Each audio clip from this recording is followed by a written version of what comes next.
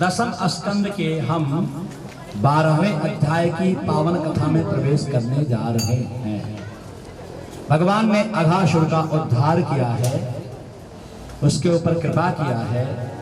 उसके पश्चात मेरे भगवान बाल लीला करते हुए ब्रह्मा जी को मोहित करने जा रहे हैं। ब्रह्मा जी भगवान श्याम सुंदर श्री कृष्ण भगवान के प्रभाव को देख करके दुखी हो गए बेचारे। राजेश भैया, जगत पिता ब्रह्मा जी भगवान श्याम सुंदर के प्रभाव को देखकर, जय जयकार को देखकर, महिमा गान को देखकर बेचारे दुखी हो गए। होता है नहीं को असरमा जग माही। संसार में कोई भी ऐसा नहीं जो किसी को देख करके थोड़ा दुखी नहीं हो जाता है, मन का स्वभाव। किंतु भगवान के जो लाडले होते हैं वो मन को समझा करके कहते हैं, अरे भैया क्यों दुखी हो रहा है, तू भी प्रयास कर, कोशिश कर कि तेरे द्वारा भी शानदार सप्ताह भागवत का आयोजन हो, आनंद हो।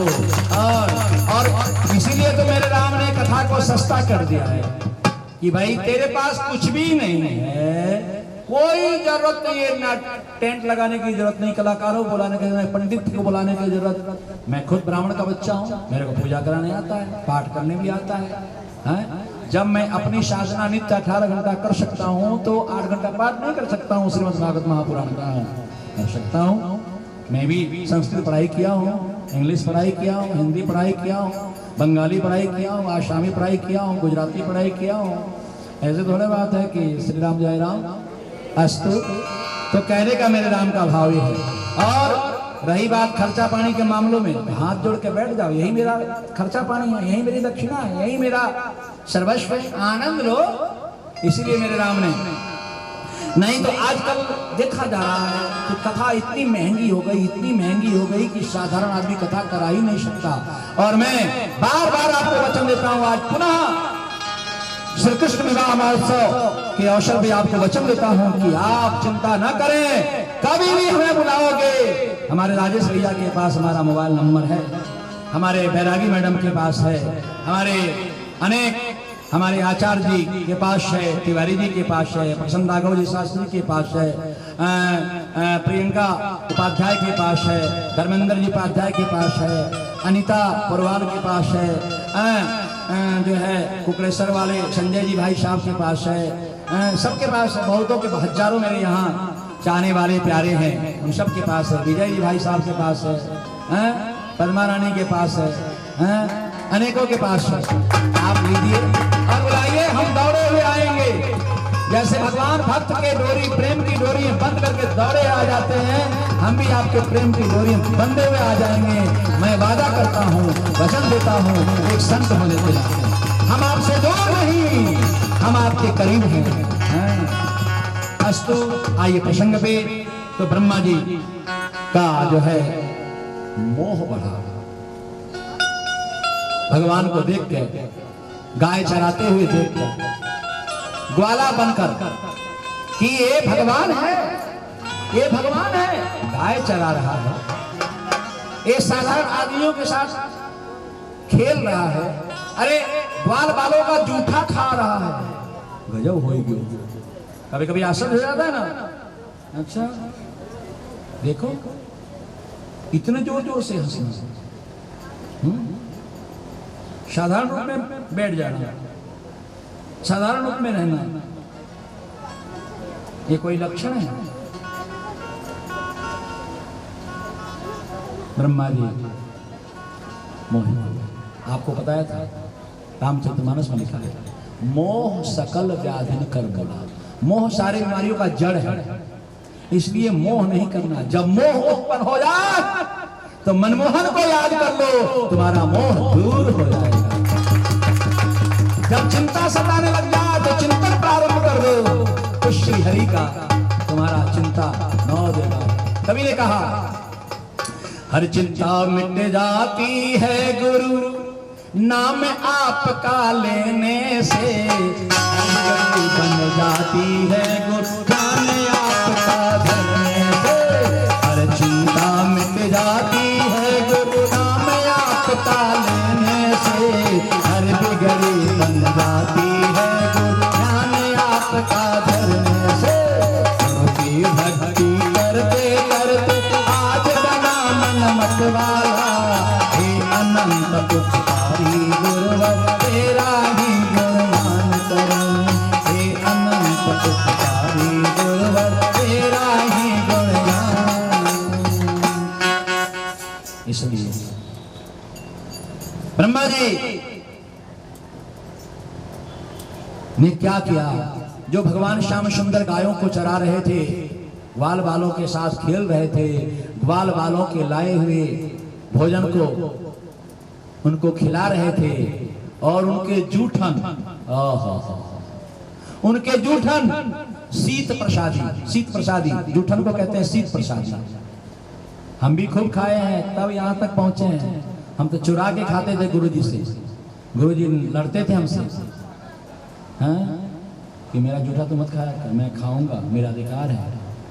कुछ समझ में आया था को खाऊंगा और वो भी चुरा के खाऊंगा, सामने भी खाऊंगा, छीन के भी खाऊंगा, झपट के भी खाऊंगा, बंदर जैसे उठा के भी खाऊंगा और क्या छोड़ूंगा नहीं।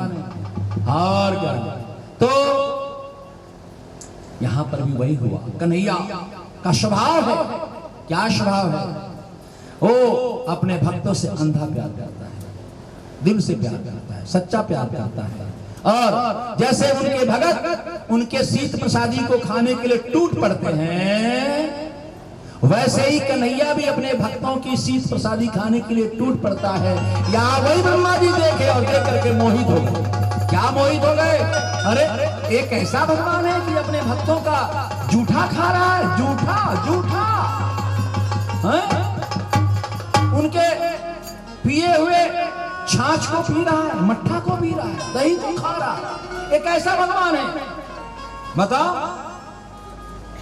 तो भगवान की परीक्षा लेने के लिए ग्वाल बालों के सहित ब्रह्मा जी गायों को ले जाकर के छुपा दिए। 1 साल तक छुपाए रखे। भगवान ने कहा इधर वो ले गए और इधर कन्हैया तुरंत, एक कन्हैया अनेक गायों के रूप में प्रकट हो जाते हैं, एक कन्हैया अनेक ग्वाल बालों के रूप में प्रकट हो जाते हैं, एक कन्हैया एक कन्हैया अनेक स्वरूप धारण करके प्रकट हो गए। ब्रह्मा जी ने देखा कि भाई कोई नहीं आया हमारे पास, जाके देखे तो सही। जाके देखा तो सब यथावत चल रहा है, सब कुछ। ब्रह्मा जी ने कहा एक क्या लीला है जिसको मैं समझ रहा था कि ये साधारण है, ये तो असाधारण निकला। अब क्या होता है? ब्रह्मा जी आ गए, भगवान के चरणों में माफी मांगी, क्षमा याचना किया और कहा कि तेरी लीला तो तू ही जाने, माफ कर दो अन्नदाता हो काम प्राणनाथ, और सबको वापस कर दिया। ये बात कोई नहीं जाना, सिर्फ कन्हैया के अलावा कोई नहीं जाना। ये है भगवान की लीला। ब्रह्मा जी ने भगवान का पूजन किया, अभिषेक किया, स्तुति किया, वंदन किया, नमन किया और कहा, क्या कहा? त्वमेव माता च पिता त्वमेव बंधु च सखा त्वमेव विद्या द्रविणो त्वमेव शरणं मम देव देवम्। माफ करना, आप मेरे माता हैं, पिता हैं, भाई हैं, बंधु हैं, सखा हैं, मित्र हैं, दोस्त हैं, फ्रेंड हैं, मेरे सब कुछ है। क्षमा करना, गलती हो गई। हर इंसान से गलती हो जाती है। मैं तो देवता हूँ और जगत पिता हूँ, आप क्षमा कर देंगे, हमें भरोसा है। भगवान ने कहा जाओ, क्षमा किया, अभिषेक किया पितामह ने, ब्रह्मा जी ने, और दोनों में समझौता वार्ता हो गया, दोनों में संधि हो गई, दोनों तैयार हो गए, मान गए। और फिर ब्रह्मा जी पूजा करके, आरती करके, आशीर्वाद देके आशीर्वाद लेके उनको भेंट पूजा दक्षिणा चढ़ा के वंदन करके विदा लिए, ब्रह्मलोक को गए। और इधर भगवान ने धेनुकासुर का उद्धार किया। ग्वाल बालों को कालिया नाग से बचाने का विचार किया, क्योंकि जमुना जी में कालिया नाग रहता था अपने पूरे परिवार के साथ। अब जो है वह कालिया नाग का उद्धार करने के लिए भगवान ने लीला रची। क्या लीला रची?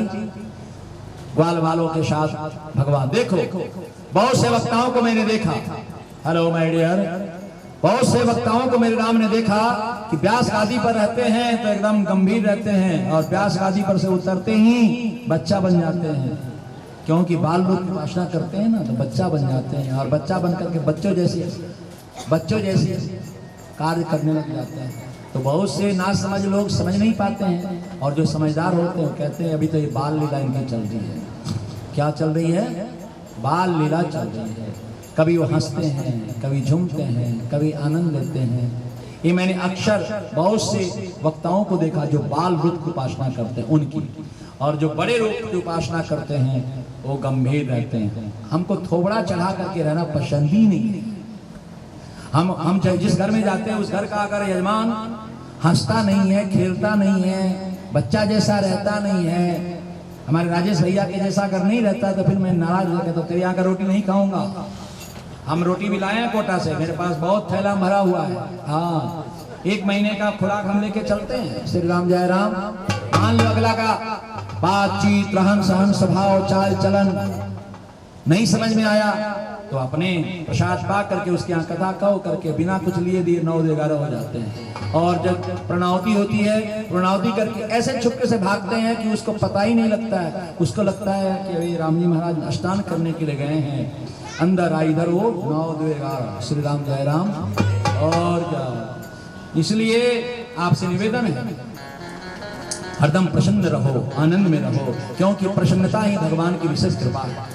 आइए प्रसंग पे, तो कालिया नाग का उद्धार करने के लिए, गायों की रक्षा करने के लिए, बाल बालों की रक्षा करने के लिए क्या किए हैं भगवान? क्या कह रहा हूं, भगवान ने क्या किया है? ग्वाल बालों के साथ खेलते हुए गेंद को ऐसा ठोकर मारा है कि वो जमुना जी में जाकर के गिर गया है।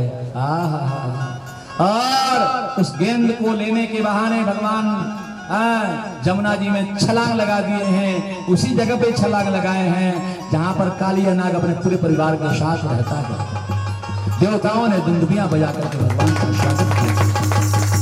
तत्पश्चात भगवान ने कालिया नाग को चैलेंज किया, कालिया नाग को ललकारा, कालिया नाग को जगाया, कालिया नाग को उठाया।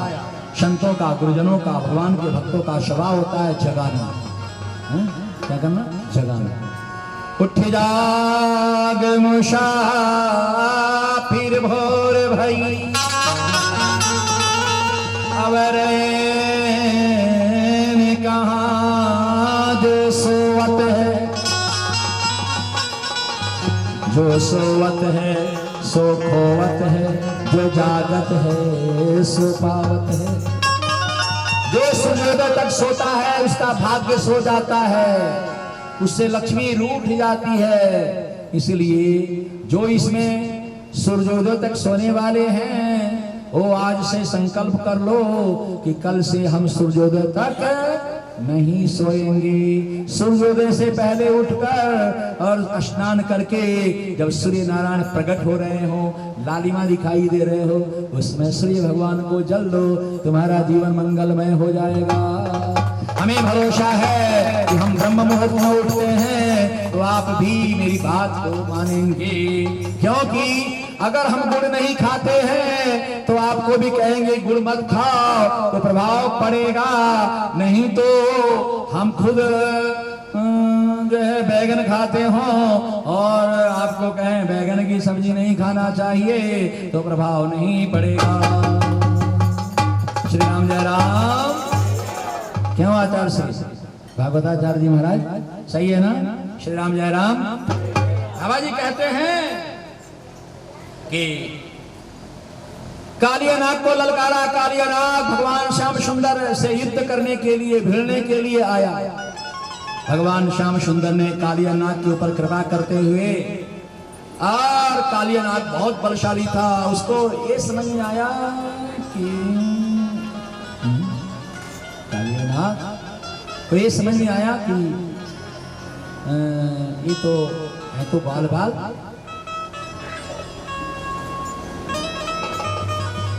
कालियानाग को भगवान की औकात का पता नहीं लगा और मशलना चाहा तो भगवान ने भी गुस्से में आकर के कालियानाग के मस्तक पे पैर रख के खड़े हो गए। किसके? कालियानाग मस्तक पे। और आज भी नागों के मस्तक पे आज भी भगवान के चरण चिन्ह दिखाई देते हैं। देखा होगा आपने नाग के ऊपर हैं, आज भी वो प्रमाण है। और कालियानाग की पत्नियां आकर के जानते हैं देवियां कितनी सीधी सादी भोली भाली होती हैं। क्यों? श्री राम जय राम। नारी जाति का स्वभाव होता है, दया की मूर्ति होती है वो। और पुरुषों का भी स्वभाव होता है, वो भक्त वत्सल की पूजा करते करते महाभक्त बन जाते हैं। तभी तो इतने बड़े बड़े आयोजन पुरुषों के द्वारा होता है, ऐसे थोड़े होता है। इसमें धन खर्चा होता है, सब कुछ होता है। आइए प्रसंग पे। तो नाग पत्नी आई, भगवान के चरणों में माफी मांगा, पूजन किया, आरती उतारी। भगवान ने कहा इस जगह को छोड़ दो और कहीं और जाकर के जो है कालियानाग को कहो कि कहीं और जाके बस जाए। वही हुआ। तत्पश्चात कालियानाग के ऊपर कृपा किया, कालिया पर कृपा किया और वह भगवान के चरणों में प्रणाम करता हुआ वहां से विदा लेता है। भगवान सबके ऊपर कृपा करते हैं, सबका उद्धार कराते हैं। सभी ग्वाल बाल भावुक हो गए। नंद बाबा, बलराम जी, यशोदा मैया, सारे ब्रजवासी दौड़े दौड़े आए हैं और भगवान ब्रजवासियों को दावानल से बचाते हैं, आग से बचाते हैं, स्वयं उन लोगों की रक्षा करते हैं। गायों की, गोपों को, सबको, ब्रजवासियों को अग्नि से, दावानल से बचा करके और भावुक हो जाते हैं। अब भगवान थोड़ा बड़े हो गए हैं और चातुर्मास का समय है। क्या चीज का समय है? चातुर्मास का समय है, वर्षा ऋतु का समय है। वर्षा ऋतु में अभी जैसे ये चल रहा है, हम लोगों का चातुर्मास काल ही चल रहा है। तो क्या होता है कि ये चातुर्मास काल साधना का काल होता है, भक्ति का काल होता है, इकट्ठा करने का टाइम होता है। इसमें जितना ही, जैसे किसान खेती करता है तो अन्न को इकट्ठा करता है, इकट्ठा करके रखता है और 12 महीना सुख से जीवन व्यतीत करता है। तो हम साधुओं के जीवन में भी, हमें ठाकुर जी के लाडले भक्तों के जीवन में भी ये चातुर्मास का अपना अलग महत्व है।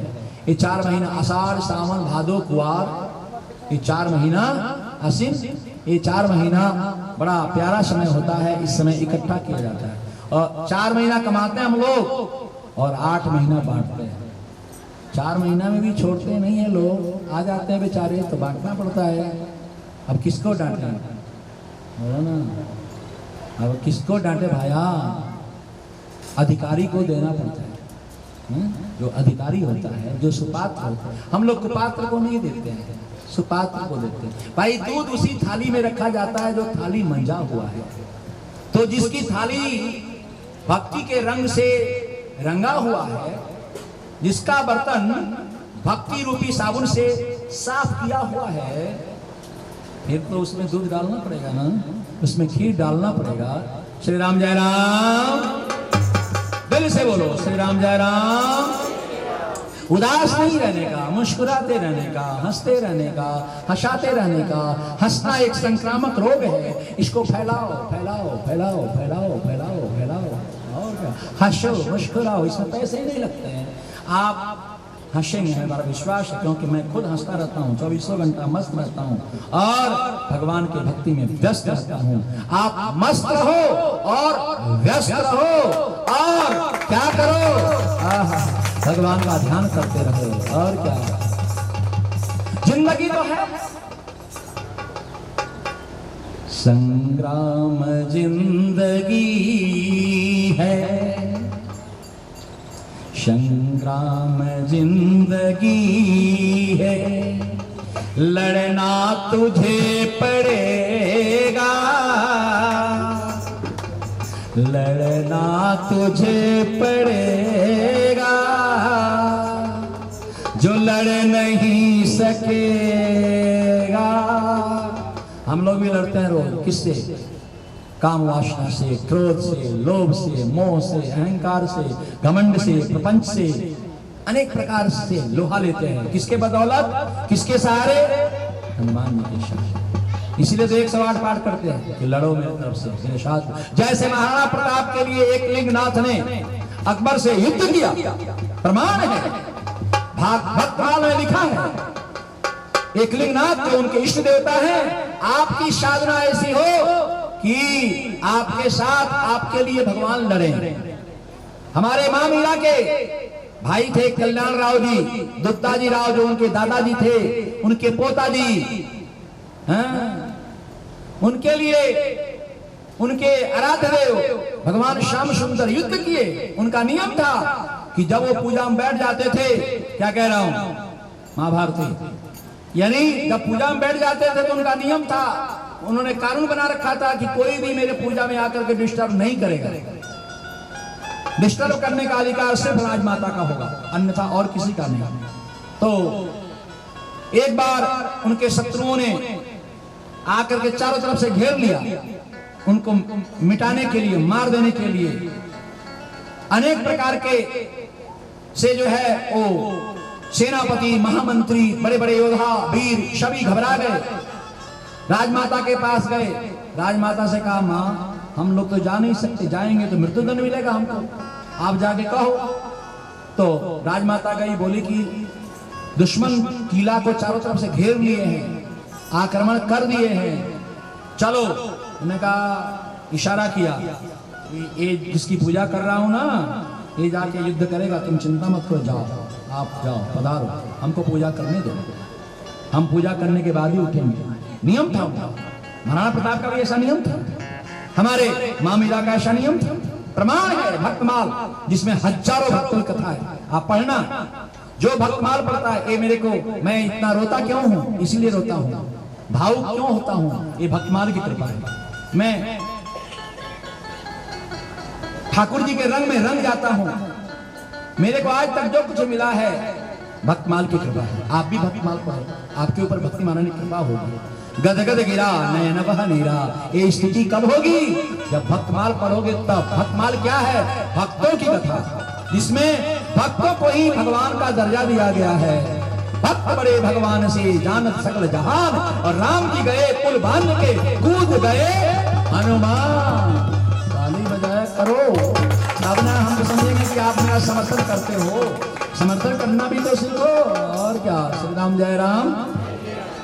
तो फिर क्या हुआ कि अब जो है वर्षा ऋतु का समय है, शरद ऋतु का समय है, चारों तरफ जो है खीर बना हुआ है, अनेक प्रकार के पकौड़े तकौड़े ये वो सब बना हुआ है, शानदार, शानदार, वाह वाह, इतने बड़े बड़े पकौड़े बने हैं।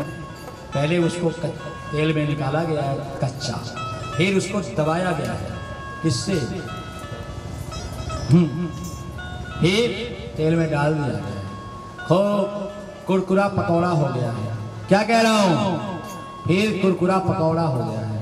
फिर जो है टमाटर की चटनी से, टमाटर के सॉस से कन्हैया को खिला रहे हैं। कोई खीर बनाया है, 5 किलो दूध को जला जला करके उसमें 200 ग्राम चावल डाल के शानदार खीर बना है। उसमें काजू बादाम किशमिश छोहारा आदि सब डाला गया है।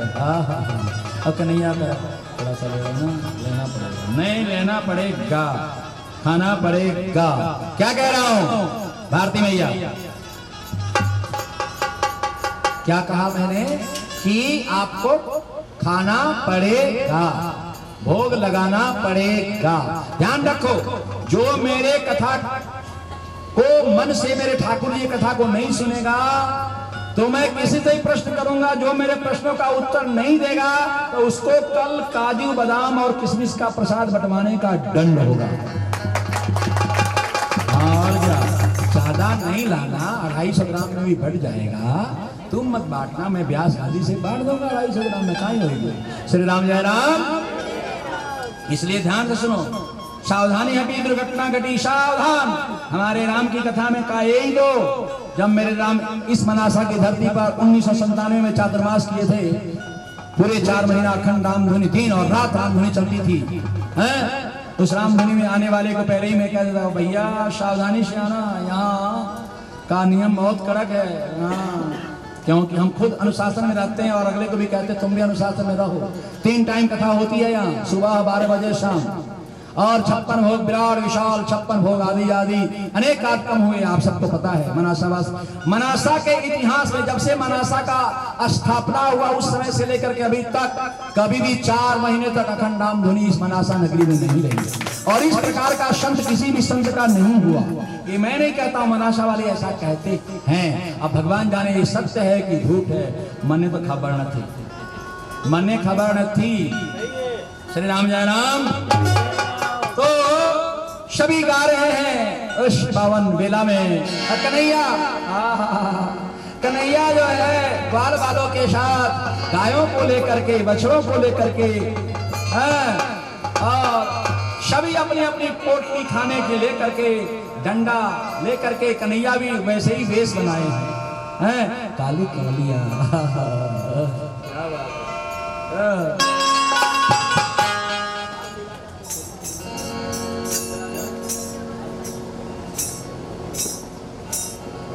दो तो जो है मेरे राम, देखो हमारे राजेश भाई साहब की एक ही बहना, राम राम, लल्ली बहना है, लल्ला लल्ला। उनके पतिदेव भगवान ने, रात मेरे को पता लगा कि संगीत में MA किए हुए हैं, इतने अच्छे गाते हैं, इतने बड़े जादूगर हैं कि हमारे मन को मोह लिया। हमने कहा आपको मैं आज राधे कहीं बैठना पड़ेगा, सुनाना नहीं पड़ेगा, और क्या आनंद आएगा। बड़े भाव से सुनिए, गाइए, गुनगुनाइए। देखो बात ऐसी है,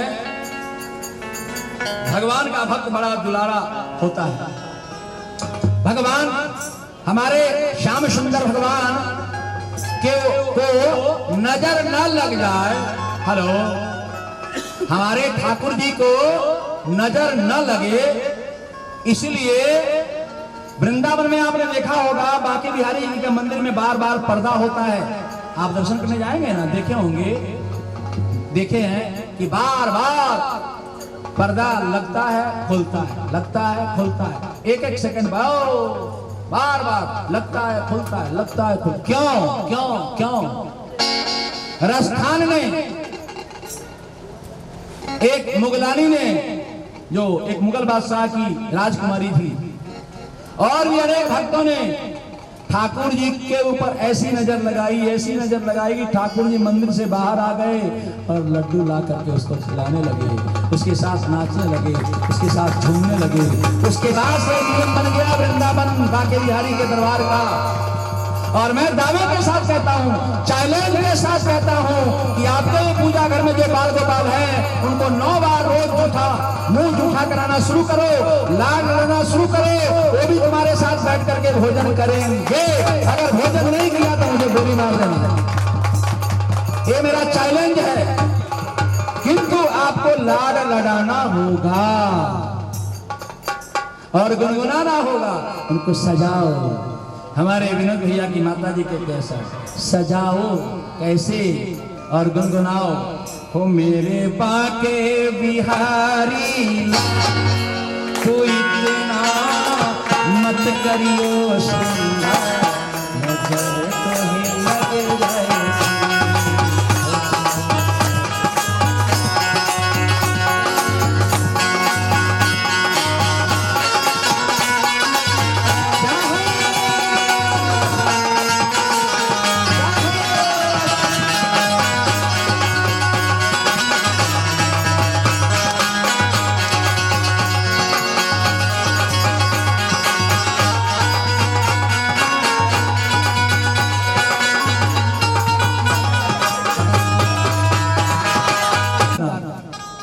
भगवान की लीला। ब्रह्मा जी ने भगवान का पूजन किया, अभिषेक किया, स्तुति किया, वंदन किया, नमन किया और कहा, क्या कहा? त्वमेव माता च पिता त्वमेव त्वमेव बन्धु च सखा त्वमेव त्वमेव विद्या द्रविणो त्वमेव त्वमेव शरणं मम देव देवम्। माफ करना, आप मेरे माता हैं, पिता हैं, भाई हैं, बंधु हैं, सखा हैं, मित्र हैं, दोस्त हैं, फ्रेंड हैं, मेरे सब कुछ है। क्षमा करना, गलती हो गई। हर इंसान से गलती हो जाती है। मैं तो देवता हूँ और जगत पिता हूँ, आप क्षमा कर देंगे, हमें भरोसा है। भगवान ने कहा जाओ, क्षमा किया, अभिषेक किया पितामह ने, ब्रह्मा जी ने, और दोनों में समझौता वार्ता हो गया, दोनों में संधि हो गई, दोनों तैयार हो गए, मान गए। और फिर ब्रह्मा जी पूजा करके, आरती करके, आशीर्वाद लेके उनको भेंट पूजा दक्षिणा चढ़ा के वंदन करके विदा लिए, ब्रह्मलोक को गए। और इधर भगवान ने धेनुकासुर का उद्धार किया, ग्वाल बालों को कालिया नाग से बचाने का विचार किया, क्योंकि जमुना जी में कालिया नाग रहता था अपने पूरे परिवार के साथ। अब जो है वह कालिया नाग का उद्धार करने के लिए भगवान ने लीला रची। क्या लीला रची? ग्वाल बालों के साथ भगवान, देखो बहुत से वक्ताओं को मैंने देखा, हेलो माय डियर, बहुत से वक्ताओं को मेरे राम ने देखा कि व्यास गादी पर रहते हैं तो एकदम गंभीर रहते हैं, और व्यास गादी पर से उतरते ही बच्चा बन जाते हैं, क्योंकि बाल लोग की उपासना करते हैं ना, तो बच्चा बन जाते हैं, और बच्चा बनकर के बच्चों जैसे कार्य करने लग जाते हैं। तो बहुत से ना समझ लोग समझ नहीं पाते हैं, और जो समझदार होते हैं कहते हैं अभी तो ये बाल लीला इनकी चल रही है। क्या चल रही है? बाल लीला चल रही है। कभी वो हंसते हैं, कभी झूमते हैं, कभी आनंद लेते हैं। ये मैंने अक्सर बहुत से वक्ताओं को देखा जो बाल रूप की उपासना करते हैं उनकी, और जो बड़े रूप की उपासना करते हैं वो गंभीर रहते हैं। हमको थोबड़ा चढ़ा करके रहना पसंद ही नहीं। हम जिस घर में जाते हैं उस घर का अगर यजमान हंसता नहीं है, खेलता नहीं है, बच्चा जैसा रहता नहीं है, हमारे राजेश भैया के जैसा अगर नहीं रहता, तो फिर मैं नाराज हो गया, तो तेरे यहाँ का रोटी नहीं खाऊंगा। हम रोटी भी लाए हैं कोटा से, मेरे पास बहुत थैला भरा हुआ है। हाँ, 1 महीने का खुराक हम लेके चलते हैं। श्री राम जय राम। मान लो अगला का बातचीत, रहन सहन, स्वभाव, चाल चलन नहीं समझ में आया, तो अपने प्रसाद पा करके उसके यहाँ कथा कहो करके बिना कुछ लिए दिए 9-11 हो जाते हैं। और जब प्रणौती होती है, प्रणौती करके ऐसे छुपके से भागते हैं कि उसको पता ही नहीं लगता है। उसको लगता है कि अभी राम जी महाराज स्नान करने के लिए गए हैं, अंदर आई, इधर वो 9-11। श्री राम जय राम। और क्या, इसलिए आपसे निवेदन है हरदम प्रसन्न रहो, आनंद में रहो, क्योंकि प्रसन्नता ही भगवान की विशेष कृपा है। आइए प्रसंग पे। तो कालिया नाग का उद्धार करने के लिए, गायों की रक्षा करने के लिए, बाल बालों की रक्षा करने के लिए क्या किए हैं भगवान? क्या कह रहा हूँ, भगवान ने क्या किया है? ग्वाल बालों के साथ खेलते हुए गेंद को ऐसा ठोकर मारा है कि वो जमुना जी में जाकर के गिर गया है। और उस गेंद को लेने के बहाने भगवान जमुना जी में छलांग लगा दिए हैं। उसी जगह पे छलांग लगाए हैं जहां पर कालिया नाग अपने पूरे परिवार के साथ रहता है। देवताओं ने दुंदुभियां बजा करके भगवान का स्वागत किया। तत्पश्चात भगवान ने कालिया नाग को चैलेंज किया, कालिया नाग को ललकारा, कालिया नाग को जगाया, कालिया नाग को उठाया। संतों का, गुरुजनों का, भगवान के भक्तों का स्वभाव होता है जगाना। क्या करना? जगाना। उठ जाग मुसाफिर भोर भई, अवर कहाँ जो सोवत है, जो सोवत है सो खोवत है, जो जागत है सो पावत है। जो सूर्योदय तक सोता है उसका भाग्य सो जाता है, उससे लक्ष्मी रूठ जाती है। इसलिए जो इसमें सूर्योदय तक सोने वाले हैं वो आज से संकल्प कर लो कि कल से हम सूर्योदय तक नहीं सोएंगे। सूर्योदय से पहले उठकर और स्नान करके जब सूर्य नारायण प्रकट हो रहे हो, लालिमा दिखाई दे रहे हो, उसमें सूर्य भगवान को जल दो, तुम्हारा जीवन मंगलमय हो जाएगा। हमें भरोसा है कि हम ब्रह्म मुहूर्त में उठते हैं तो आप भी मेरी बात को मानेंगे, क्योंकि अगर हम गुड़ नहीं खाते हैं तो आपको भी कहेंगे गुड़ मत खाओ, तो प्रभाव पड़ेगा।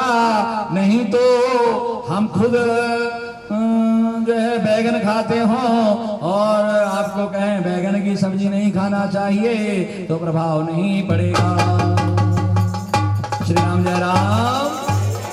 क्यों आचार्य श्री भागवताचार्य जी महाराज सही है ना? श्री राम जय राम। बाबा जी कहते हैं कि कालियानाग को ललकारा। कालियानाग भगवान श्याम सुंदर से युद्ध करने के लिए, भिड़ने के लिए आया। भगवान श्याम सुंदर ने कालियानाग के ऊपर कृपा करते हुए, और कालियानाग बहुत बलशाली था, उसको ये समझ में आया कि कालियानाग को ये समझ में आया कि ये तो है तो बाल बाल।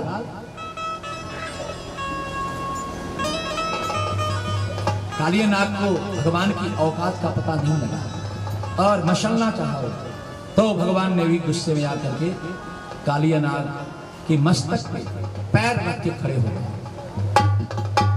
किसके? कालियानाग मस्तक पे।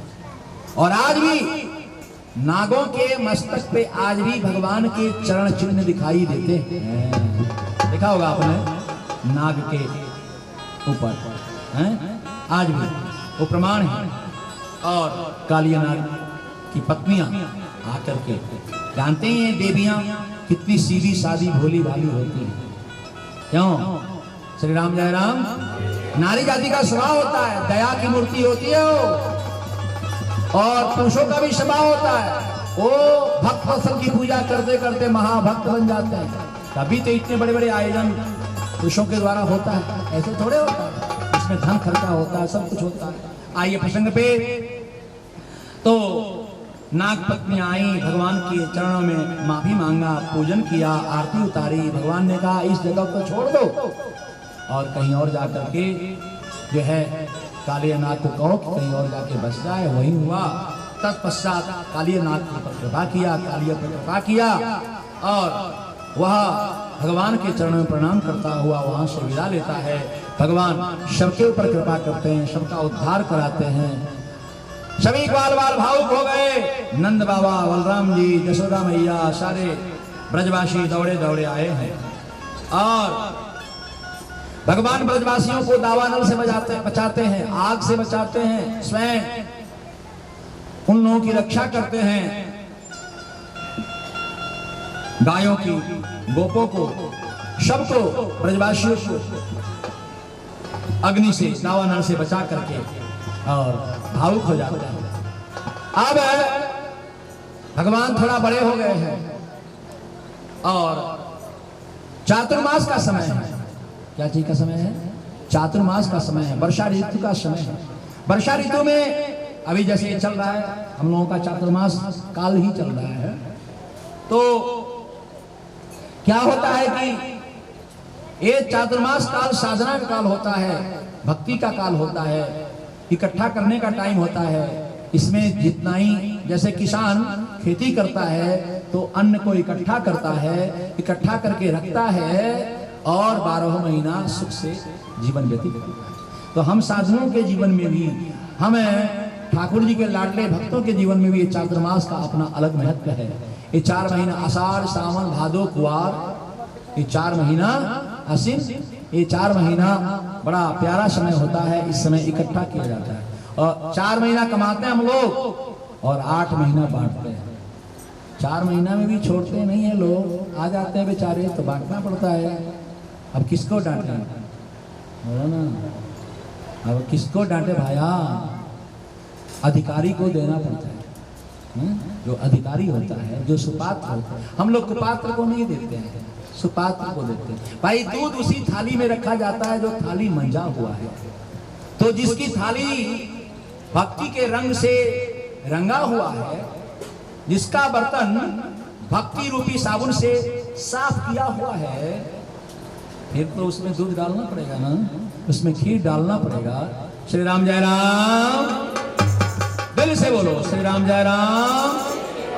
उदास नहीं रहने का, मुस्कुराते रहने का, हंसते रहने का, हंसाते रहने का। हंसना एक संक्रामक रोग है, इसको फैलाओ फैलाओ फैलाओ फैलाओ फैलाओ फैलाओ। और क्या, हंसो मुस्कुराओ, इसमें पैसे नहीं लगते हैं। आप हंसेंगे हमारा विश्वास है, क्योंकि मैं खुद हंसता रहता हूँ, 24 घंटा मस्त रहता हूँ और भगवान की भक्ति में व्यस्त रहता हूँ। आप मस्त रहो और व्यस्त रहो और क्या करो, भगवान का ध्यान करते रहो। और क्या, जिंदगी तो है संग्राम, जिंदगी है संग्राम, जिंदगी है। लड़ना तुझे पड़ेगा, लड़ना तुझे पड़ेगा, जो लड़ नहीं सकेगा। हम लोग भी लड़ते हैं रोज, किससे? काम वासना से, क्रोध से, लोभ से, मोह से, अहंकार से, घमंड से, प्रपंच से, अनेक प्रकार से लोहा लेते हैं। किसके बदौलत, किसके सहारे? हनुमान जी के सहारे। इसीलिए तो 108 पाठ करते हैं कि लड़ो मेरी तरफ से, मेरे साथ। जैसे महाराणा प्रताप के लिए एक लिंगनाथ ने अकबर से युद्ध किया, प्रमाण है, भक्तमाल में लिखा है। एक लिंगनाथ जो उनके इष्ट देवता है, आपकी साधना ऐसी हो कि आपके साथ, आपके लिए भगवान लड़े। हमारे मां मीरा के भाई थे कल्याण राव जी, दुत्ताजी राव जो उनके दादाजी थे, उनके पोताजी, उनके लिए उनके आराध्य देव भगवान श्याम सुंदर युद्ध किए। उनका नियम था कि जब वो पूजा में बैठ जाते थे, क्या कह रहा हूं, महाभारती, यानी जब पूजा में बैठ जाते थे तो उनका नियम था, उन्होंने कानून बना रखा था कि कोई भी मेरे पूजा में आकर के डिस्टर्ब नहीं करेगा। डिस्टर्ब करने का अधिकार सिर्फ राजमाता का होगा, अन्यथा और किसी का नहीं।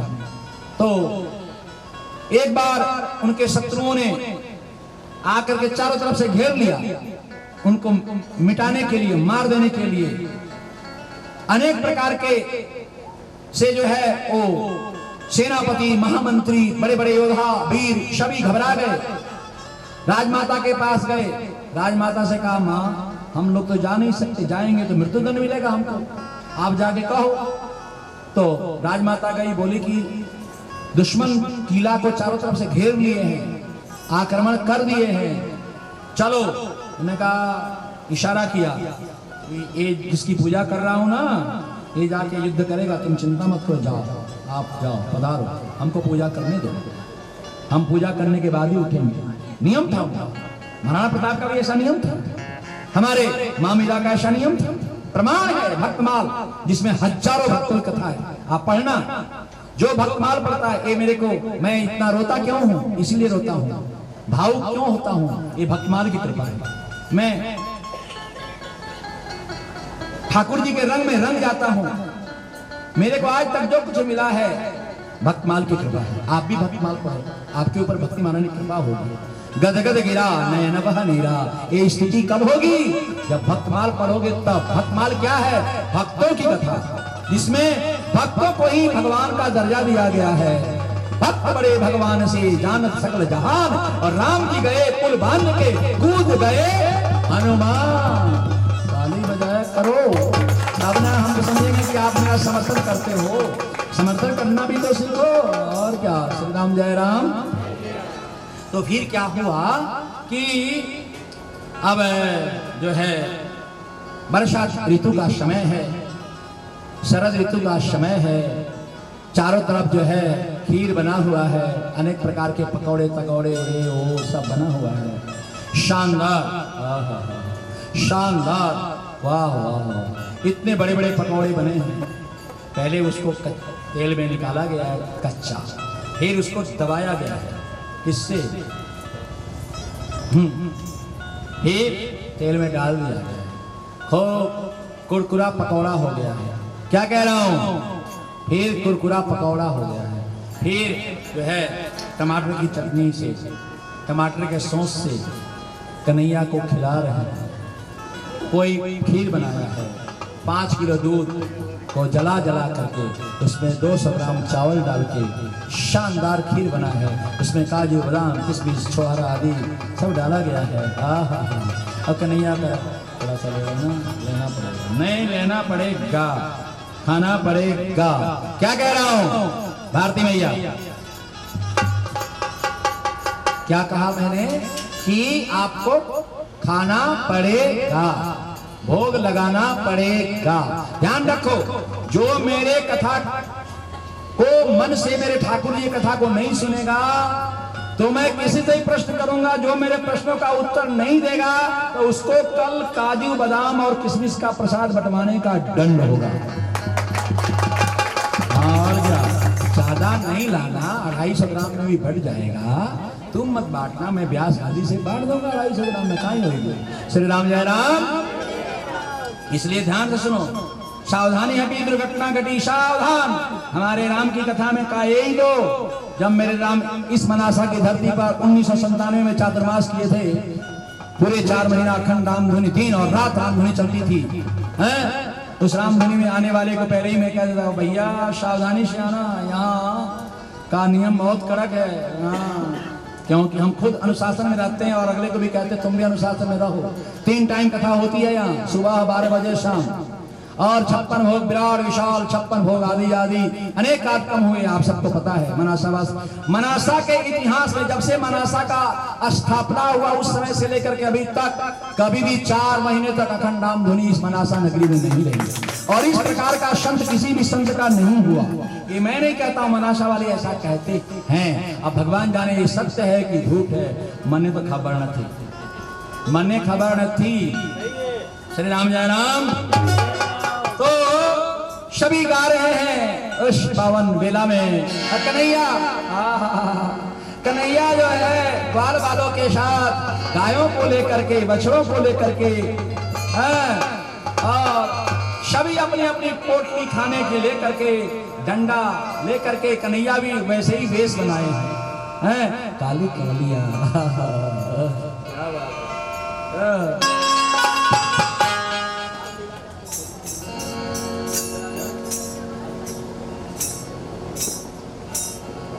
तो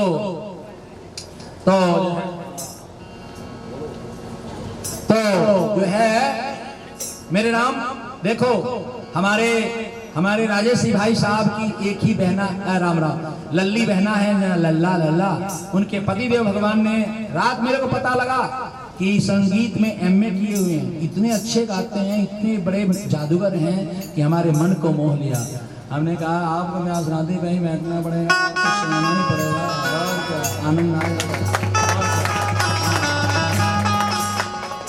बड़े भाव से सुनिए, गाइए, गुनगुनाइए। देखो बात ऐसी है, भगवान का भक्त बड़ा दुलारा होता है। भगवान हमारे श्याम सुंदर भगवान के को नजर न लग जाए, हेलो, हमारे ठाकुर जी को नजर न लगे, इसलिए वृंदावन में आपने देखा होगा बांके बिहारी जी के मंदिर में बार बार पर्दा होता है। आप दर्शन करने जाएंगे ना, देखे होंगे, देखे हैं कि बार बार पर्दा लगता है, खुलता है, लगता है, खुलता है, एक एक सेकंड बार बार लगता है, खुलता है, लगता है, खुलता। क्यों क्यों क्यों? राजस्थान में एक मुगलानी ने, जो एक मुगल बादशाह की राजकुमारी थी, और भी अनेक भक्तों ने ठाकुर जी के ऊपर ऐसी नजर लगाई कि ठाकुर जी मंदिर से बाहर आ गए और लड्डू ला करके उसको खिलाने लगे, उसके साथ नाचने लगे, उसके साथ झूमने लगे। उसके बाद से नियम बन गया वृंदावन बांके बिहारी के दरबार का। और मैं दावे के साथ कहता हूँ, चैलेंज के साथ कहता हूँ कि आपके पूजा घर में जो बाल गोपाल है उनको 9 बार रोज मुंह जूठा कराना शुरू करो, लाड लगाना शुरू करो, वो भी तुम्हारे साथ बैठ करके भोजन करेंगे। अगर भोजन नहीं किया तो मुझे गोली मार देना, ये मेरा चैलेंज है। किंतु आपको लाड लड़ाना होगा, और गुनगुनाना होगा, उनको सजाओ। हमारे विनोद भैया की माता जी के कैसा सजाओ, कैसे और गुनगुनाओ। हो मेरे बाके बिहारी तो इतना मत करियो श्रृंगार, नजर तो ही लग जाए।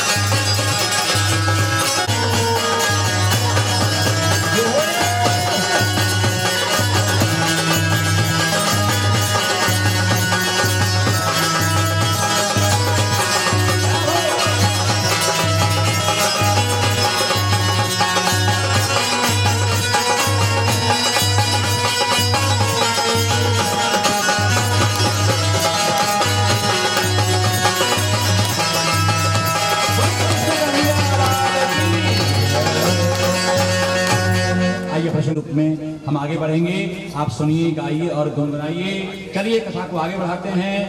वर्षा ऋतु का पावन समय, और उस पर जब रात्रि के 12 बजे जब आपकी मुरली की धुन बजती है, तब ब्रज बालाएं, ब्रज की गोपियां अपना सब कुछ छोड़ करके दौड़ी हुई उनके पास चली आती है। स्वयं देवांगनाएं दौड़ी हुई आ जाती है। महाराज होता है और उस महाराज में स्वयं भगवान शिव मेरे भोलेनाथ गोपी का रूप बना करके और माता पार्वती के साथ जबरदस्ती आते हैं। ये क्या होता है? और भोलेनाथ कहते हैं मैं भी चलूंगा। तो माता पार्वती कहती है मत जाओ, मत जाओ, मान जाओ, मान जाओ, मत जाओ। तुमने कहा कि वहाँ कैसे जाना होगा?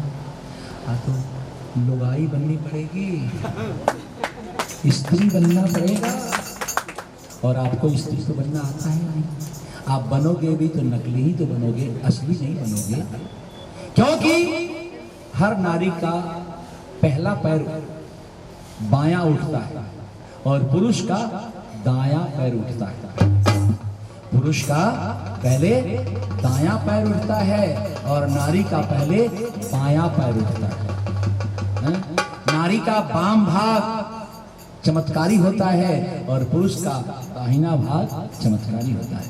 फिर क्या हुआ? जैसे आप लोगों का हमारा दायां आंख फड़कता है, हम कहते अरे कुछ शुभ होने वाला गुरु जी, कुछ शुभ होने वाला है। दायां आंख फड़क रहा है मेरा, हाँ शुभ होने वाला है।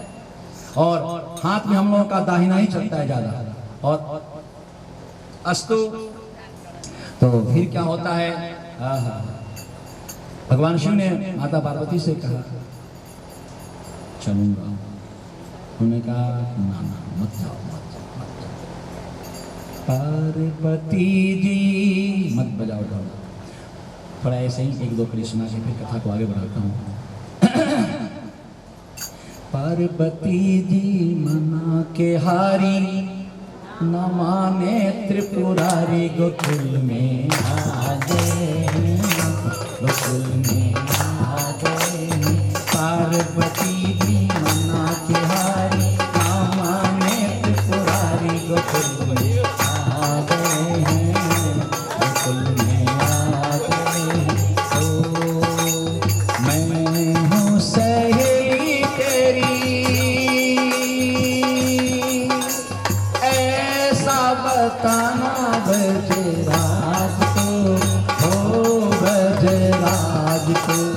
लगा के बिंदिया पहन के साड़ी, चाल चले मतवाली, आ गए हैं हो, गोकुल में आ गए हैं। पार्वती जी मना के हारी, ना माने त्रिपुरारी, गोकुल में आ गए हैं, गोकुल में आ गए हैं।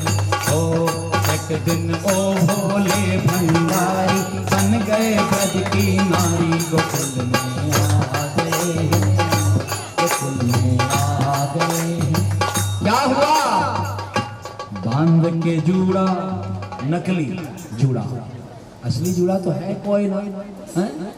बांध के जूड़ा नकली, नकली केस लगा के पंच केस, बांध के जूड़ा पहन के साड़ी, बांध के जूड़ा पहन के साड़ी, चाल चले मतवाली, गोकुल में आ गए, ओ गोकुल में आ गए। पार्वती जी मना के हारी, ना माने त्रिपुरारी, गोकुल में आ गए, ओ गोकुल में आ गए। कन्हैया के दरबार में पहुंचे, कन्हैया ने कहा ये नया सखी कौन आ गई भैया? पार्वती जी के ये कौन सखी है? उन्होंने कहा मेरी लाडली सखी है। अच्छा अच्छा अच्छा अच्छा अच्छा, देख लिया उन्होंने, पहचान लिया कि ये सखी नहीं ये सखा है। क्योंकि दाहिना पैर भोलेनाथ का उठ रहा था बार बार, आओ तो सब जानते हैं, मनमोहन है, अंतर्यामी है, उनसे क्या छुपा है नहीं। तो जो है फिर क्या होता है, ऐसी बजाई बंसी। कन्हैया ने कहा हम भी थोड़ा चमत्कार बता दें सखी को। ऐसी बजाई बंसी, फिर क्या हुआ? सुदबुत भोले भोलेनाथ ने, ओ भोलेनाथ ने, पार्वती जी मना के हारी। फिर क्या हुआ? मुरली अपने असली रूप में आ गए। कहीं पे सांप गिरा, कहीं पे मृगछाला गिरा, कहीं पे गंगा गिरी, कहीं पे चंद्रमा गिरा, कहीं पे कुछ, कहीं पे कुछ, कहीं पे नंदी भगा, क्योंकि सब तो उनके अंग में विराज रहे थे सूक्ष्म रूप से। और क्या 24 घंटा स्वामी के साथ सेवक रहते हैं। फिर क्या होता है? हाँ हाँ, माता पार्वती भी हंसने लगी, बोली कि भोलेनाथ मैंने कहा था न पहले ही कि वृंदावन में बताओ, ब्रजवासी बड़े बड़े बड़े चालाक होते हैं, ये ब्रजवासी बड़े चालाक होते हैं, इसलिए भाई इनके चक्कर में नहीं पड़ना। किंतु आप माने नहीं तो मैं क्या करूं, मेरी गलती क्या है? भगवान जी हमने देखो, भगवान भोलेनाथ ने कहा कोई बात नहीं, नाचे हैं गिरे हैं तो भगवान के सामने नाचे हैं ना। जो भगवान के सामने नाचता है उसको संसार वालों के सामने नहीं नाचना पड़ता है, और जो भगवान के सामने नहीं नाचता है उसको संसार वालों के सामने 18 बार नाक रगड़ के नाचना पड़ता है। आइए कथा को आगे बढ़ाते हैं। अस्तु हो जय जय राम कथा, हो जय जय कृष्ण कथा।